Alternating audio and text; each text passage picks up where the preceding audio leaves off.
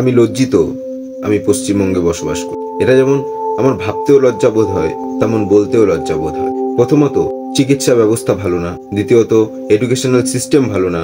না চাকরি আছে, না মানুষ কারো প্রতি বিশ্বাস রাখতে পারছে, না ভরসা রাখতে পারছে। এখানে অলিগলিতে প্রতিনিয়ত নতুন নতুন রাজনৈতিক নেতা তৈরি হচ্ছে ঠিকই, কিন্তু উন্নয়ন বলতে ওই রাস্তা করে পাইপ বসানো অব্দি সীমাবদ্ধ।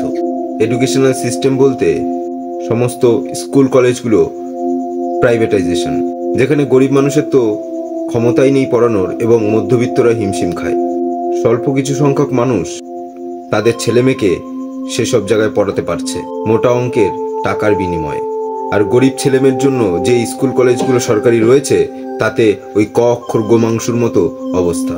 পশ্চিমবঙ্গের স্টেট জেনারেল হাসপাতালগুলোতে যদি রোগীর ক্রিটিক্যাল অবস্থা দেখা হয় তবে লেখা হয় ট্রান্সফার, এবং ট্রান্সফার লেখার পরে নিয়ে যেতে যেতেই হয়তোবা রোগীকে শেষ নিঃশ্বাস ত্যাগ করতে হয় রাস্তাতেই। তবে স্টেট জেনারেল হাসপাতালগুলোর কি মানে? কেনই বা রাখা হচ্ছে এই স্টেট জেনারেল হাসপাতালগুলো? যদি চিকিৎসা ব্যবস্থা তেমন নাই করা হয় তবে এই গলিতে গলিতে পাড়ায় পাড়ায় স্টেট জেনারেল হাসপাতাল বলে চিৎকার চেঁচামেচি করে এক একটা করে চিকিৎসা ব্যবস্থা খুলে রাখার কোনো প্রয়োজন নেই। এই লোক দেখানো রাজনীতি আর এই লোক দেখানো উন্নয়ন দিয়ে হয়তোবা দু চারটে ভোট কেনা যাবে। যদি আপনি আমি কথা না বলি তবে এই সিস্টেম যেমন ভাবে কাজ করছে তেমন ভাবেই চলবে রাজ্য।